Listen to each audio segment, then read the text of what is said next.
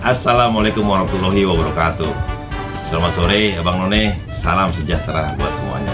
Ketemu lagi sama Jiben Bang Ben. Kemarin gua udah bacain tentang Babe. Selagi gua touring itu di daerah Cigombong, Cianjur, gue ceritain tentang Babe bermusik sejak zaman masih kecil, usia 6-7 tahun. Sama abang-abangnya, sama Bang Sukaji, Bang Ruslan, Bang Saidi. Mereka berempat nih jadi musisi kampung, band keluarga yang tanpa nama.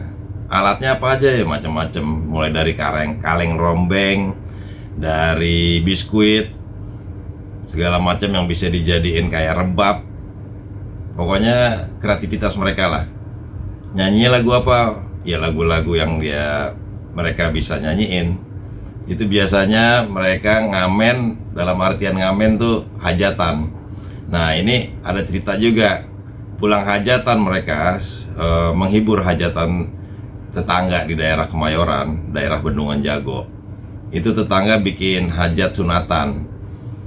Nah band keluarga ini, keluarga cucu-cucu Haji Ropiun atau Haji Ung, ngisi ceritanya, menghibur dengan alat seadanya, tapi dengan semangat yang membara. Mereka masih kecil-kecil, Benyaminnya masih 6-7 tahunan.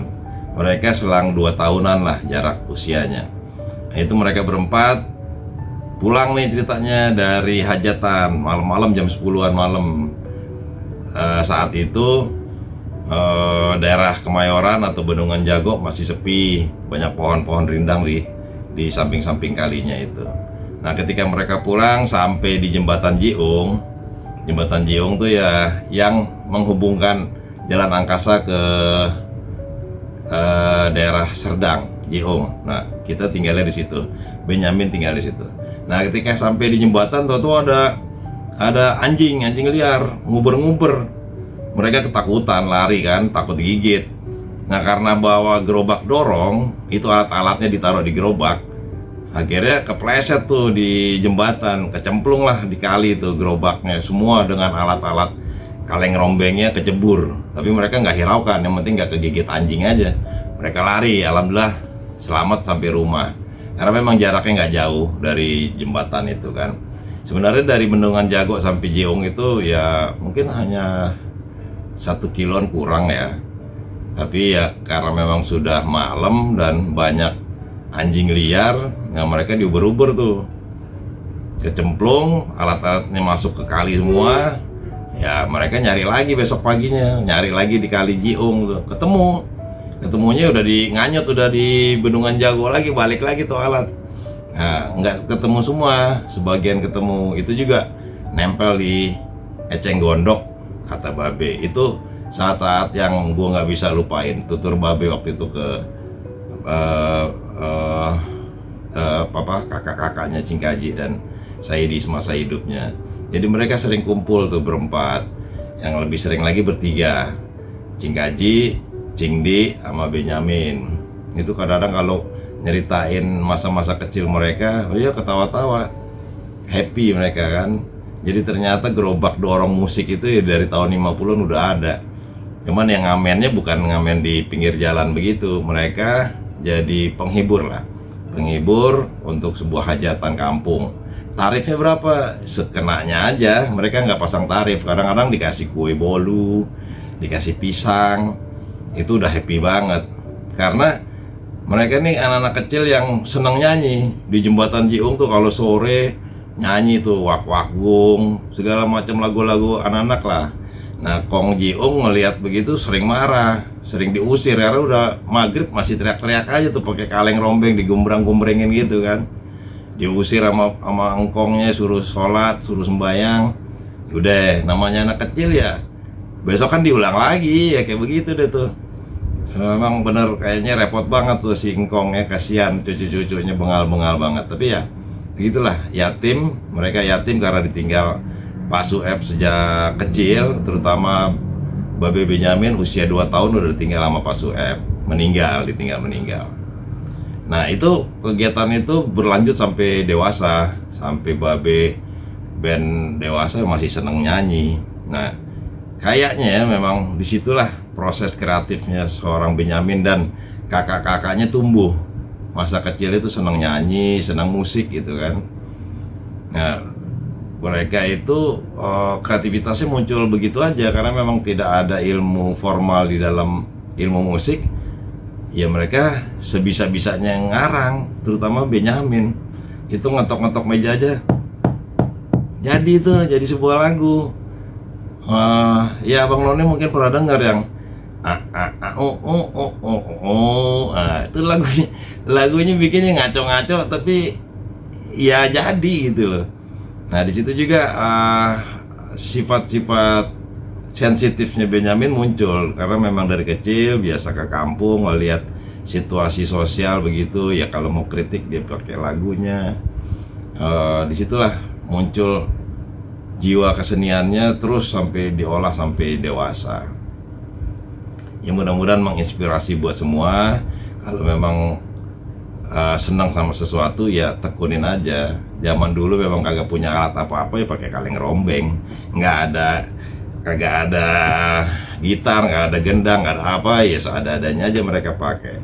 Kalau sekarang mungkin ya tinggal pakai karaoke kali ya. Tapi proses penciptaannya akan berkurang.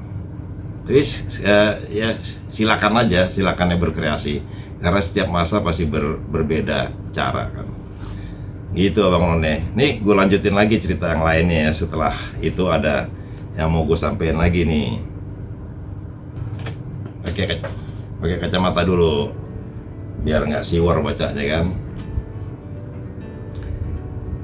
Masuk sekolah. Menginjak usia 7 tahun pada 1946, Benyamin masuk sekolah. Tak mudah untuk sekolah kala itu. Meski pandai, seorang anak belum tentu bisa sekolah. Syaratnya gampang-gampang susah. Seorang anak harus bisa melingkarkan tangannya ke atas kepala dan memegang sebelah telinganya. Gini kali ya.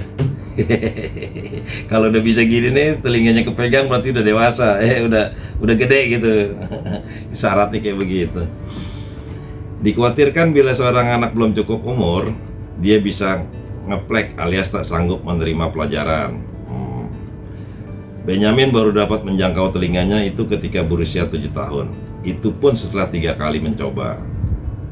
Benyamin diterima di sebuah sekolah yang tak jauh dari rumahnya, di salah satu SD di Bendungan Jago. M. Nur, abang tertuanya, adalah yang paling sabar mengajari Ben membaca. Meski tak jarang dia melucutkan cambuk. Bisa abet. Misalnya begini, Ben, coba baca B-A-N. Benyamin garuk-garuk kepala. Lalu dia berujar, B-A-N, bom. Tulisan itu dieja bom. Abangnya sampai kesal mengajarinya. Orang ban kok jadi bom, gimana sih Babe? Ini nggak tahu atau memang kagak ngerti apa memang suka ngebanyol Babe nih. Sebel juga lama-lama dia menyabet Benyamin memakai lidi aren. Meski cuma sebatang, namun lidi aren cukup besar. Sakitnya lumayan. Bila kena badan, hitung-hitungan juga diajarkan sama abangnya. Misalnya 1 kukusan ditambah 2 kukusan menjadi berapa kukusan, namun Benyamin salah melulu, salah terus. Ben punya banyak pengalaman lucu di sekolah. Dia masih ingat sebutan buat guru. Seorang guru perempuan di SD biasa dipanggil Enci. Kalau lelaki dipanggil Engku atau Bapak. Ada seorang guru perempuan bernama Sukarni. Satu lagi laki-laki bernama Suseno. Ben sering menjahili mereka. Terkadang ada persoalan yang tidak mampu dia selesaikan. Kalaupun bisa, Ben suka meledek. Ci, Sukarni Ci. Maksudnya susah nih. Tapi itu kan nama gurunya Sukarni. Si ibu guru marah. Kamu jangan ngeledek ya, kata si guru. Ibu kan namanya Sukarni. Saya bilang Sukarni Bu, jawab Ben. Diterangin lagi sama Ben. Guru lelaki namanya Suseno. Ben memakai bahasa Betawi. Pak, soalnya yang itu Suseno, Pak. Maksudnya soal yang itu susah. Besoknya lagi mau ngeledek lagi nih Babe Benyamin. Pak, soal yang itu Suseno, Pak. Akhirnya disadar juga rupanya. Si guru sadar. Nggak boleh ngomong gitu lagi ya, kata sang guru. Ya udah, nggak susah dah. timpal band, tetap aja dibecandain. Bener-bener jahilnya Babe Benyamin tuh dari kecil udah muncul ya, nggak tahu nih dari mana nih, apa semua anak kecil dijiung kayak gitu, nggak paham dah, gue belum lahir. Ini tahun-tahun 50-an. Hingga sekolah lanjutan, kemampuan Ben menyerap ilmu lewat membaca tetap payah.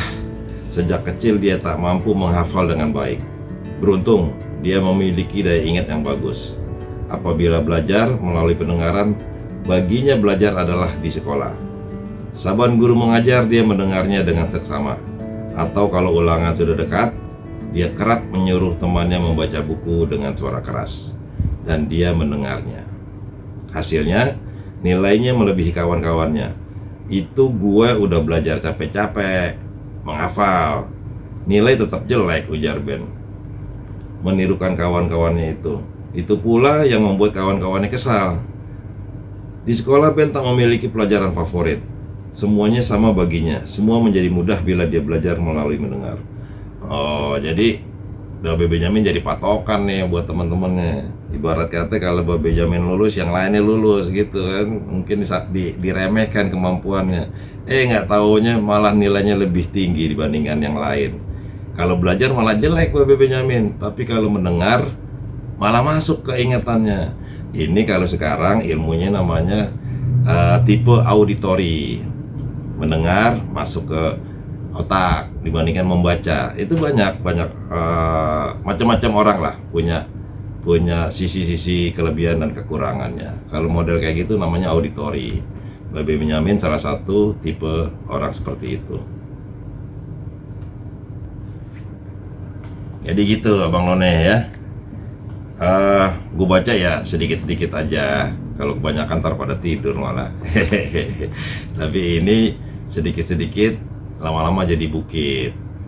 Karena gue sadar, karena yang namanya membuat sebuah catatan atau pengarsipan kalau dikerjakan secara secara serius, itu butuh tenaga, skill, dan waktu yang serius. Kalau ini kan gue di sela-sela pekerjaan, di sela-sela waktu longgar gue bacain buku ini, niatnya sebagai pengarsipan juga. Abang None mungkin paham ya, gue sendiri juga ngingetnya seperti ini. Gue bersyukur lah dengan teknologi sekarang. Zaman dulu orang kalau mau nulis apa-apa, nyari kertas atau bahan kayu namanya papirus.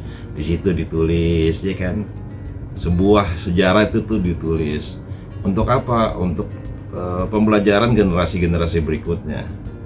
Supaya tidak salah juga, tidak melenceng. Abang None bisa bayangin, melenceng sedikit aja satu generasi. Beberapa generasi melencengnya makin jauh. Itu yang kita tidak harapkan. Khususnya gue dan keluarga juga, supaya Abang None tambah mengenal sama Babe Benyamin Sueb. Nah, ini juga kan ibarat kata gue nitipin ceritanya ke Abang None yang kenal dan yang cinta sama Babe Benyamin. Insya Allah kan akan menjadi kenangan manis juga, khususnya buat yang pernah kenal juga Babe secara langsung maupun yang nggak langsung juga banyak. Follower gue juga itu alhamdulillah berkat Abang None juga banyak, dikit-dikit ngumpul. Itu kan gue syukuri di situ, karena kebanyakan secara data itu usianya ya di usia 25-35. Artinya mereka nggak ngalamin kehidupannya Babe, tapi kok dicinta sama Babe.